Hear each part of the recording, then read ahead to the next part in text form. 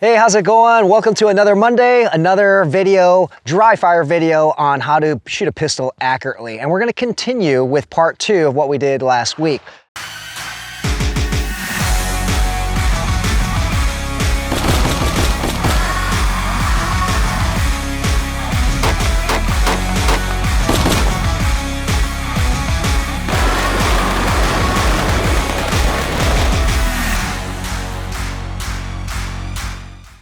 When we learn how to punch out, take shots faster, or I should say maybe even sooner, there's a lot of details we can cover. And so we covered one key thing last week, and that was to punch out your gun, make sure your red dot is exactly lined up and your iron sights are lined up. This week, we're going to focus on something else, and that is to manage the momentum or the energy of punching out. A lot of people run into some issues with that, and so we're gonna work on dry fire exercises today, and as always, combine it with live fire exercises at the end of the week. So we'll give you opportunity to practice and train, and then you're gonna validate, polish things off during live fire.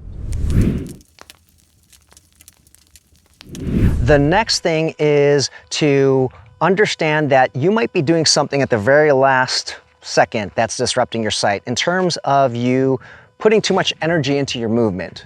What do I mean by that? So if you didn't have a problem with pushing out and your sight's not being lined or your red dot not being your target, you may have had this problem, or who knows, may have been a combination of 1 and 2.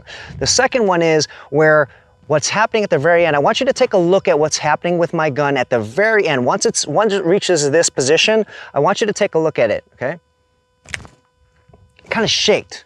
It was up and down all over the place, right? So it wasn't steady. And that happens a lot when people are beginning to go fast. What happens is they punch out too hard, or really there's just a lot of momentum where they're going up and down, where it's just like this. And the sights or the red dot are gonna be moving like crazy. So the second thing here that we're gonna work on is managing that speed here, managing that energy. What you want to essentially do is we're not trying to go from point A to point B at 100 miles per hour straight. What we're trying to do is as we get to point B, our destination, we're going to take our foot off the gas. We're not going to put on the brakes, because if we put on the brakes, what would happen? If we were going 100 miles per hour on the highway and we immediately put on the handbrake or slammed on the brakes, there's going to be a big jolt, right? And the same thing would happen with our gun. It would move up and down with the sights or the red dot. So what we need to do is, as we are approaching the final 10% of our movement, okay, and this is going to be different for everybody because I can't say on a target where it's exactly going to be, but the last 10%, you're going to let up on pushing and just let it glide into position rather than trying to stop it perfectly right at the end, okay? And this is a dry fire exercise you can do without any reference point. I'm gonna give you 2 dry fire exercises. The first one is pick a spot on the wall, whatever, a light switch, whatever it is, and you just consciously have to do this. You can start off slow, where you can just work on the movement first. You don't even have to prep your trigger or anything like that. We're just working on the movement where I'm punching out, and notice how it's gonna be a slow movement here, rather slow and smooth, but then as I get to the very end, I'm actually going to focus on just taking off my foot off the gas. So I'm here, and I just let it glide at the very end, okay? This is all mental here, and you will be the judge and jury to see if you're really doing it. At slow speeds, it's harder to spot if you're really gliding at the last 10%. As you go faster, if you video yourself, you'll be able to see you gliding last 10%. So I'll speed it up a little bit here. This is I'm gonna do this one wrong. And you'll see there was a shake at the end. Now take a look at this. I just glided the last 10%.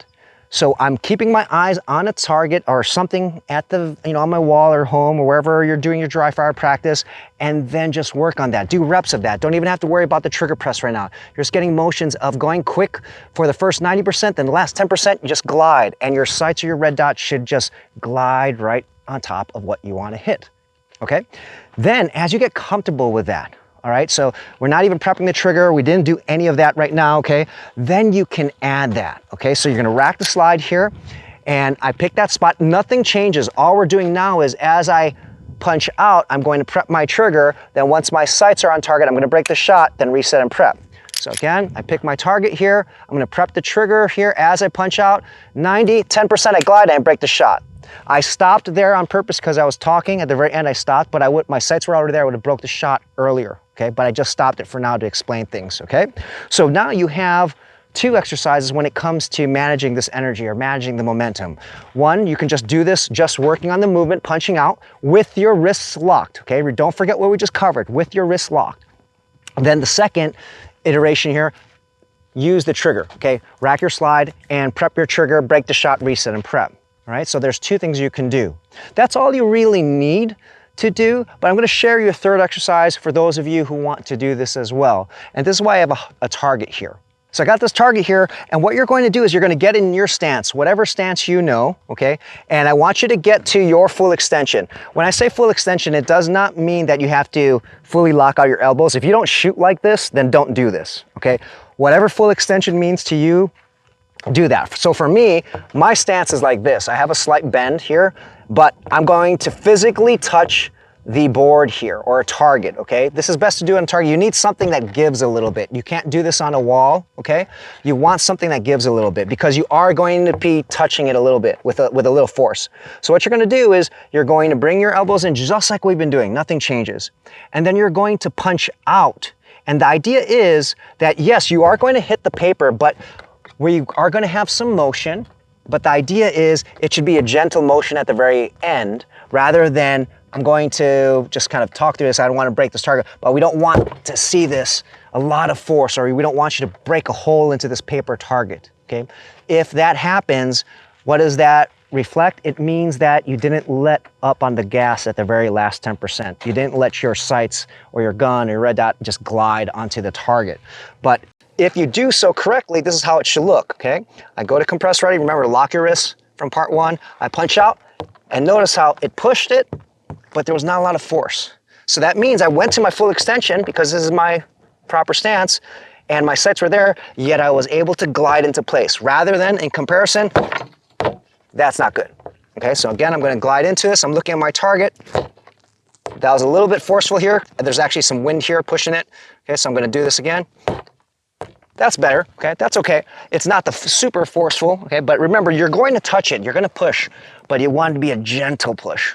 So by combining the 2 skills, concepts, techniques, whatever you want to call them that I shared with you in this dry fire session, you're going to be able to get your gun out faster, ensure that your sights are on target, and still not disrupt your sights so that you can break the shot. So remember, what you're doing today and for the rest of the week until we get to the live fire session is to work on building the speed. Now, I don't want you to do this unless you were squeezing your trigger from last week without disrupting your sights. If you were disrupting your sights, please do not try to do this yet, okay? Take baby steps. That's the only way you can ensure you're getting better and you're really ingraining those skills into your subconscious. If you are ready, like your sights are steady, you're landing better shots, live fire, then do this and really push the speed. The last thing I want to mention is I'm one of those shooters who truly believes that if you want to get faster, you have to train fast. You have to practice fast. I know there's the saying that slow is smooth, smooth is fast. Well, that's not necessarily true, and I know that's that's an old saying. A lot of people still stick with it because it's just one of those sayings that has stuck in the industry. But a lot of people will say that you'll just automatically go fast if the time comes. So you can do smooth reps, slow, smooth reps, and you're just gonna get fast automatically. Well, that is true. If this was a life or death situation or competition, you are gonna go fast. But then if you've never practiced it at that speed, the results could be catastrophic.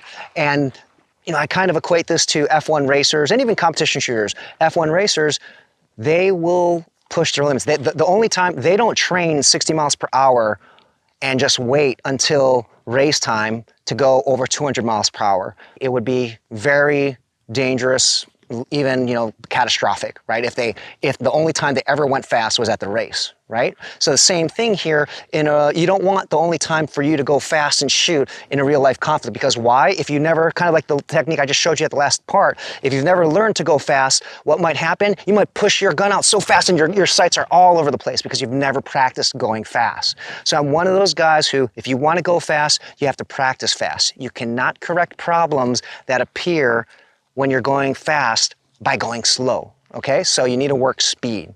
So give the dry fire exercises a try. Remember, about 15, 20 minutes is gonna be good enough. As always, you wanna practice these dry fire exercises using quality reps and try to do so about 3 times this week before you go do your live fire. So at the end of the week, specifically on Thursday, I'm going to share some live fire exercises where you can work on this, validate if your dry fire is working for you, and then refine and polish. So I'll see you guys on Thursday. And as always, please like, comment, subscribe. See you guys later.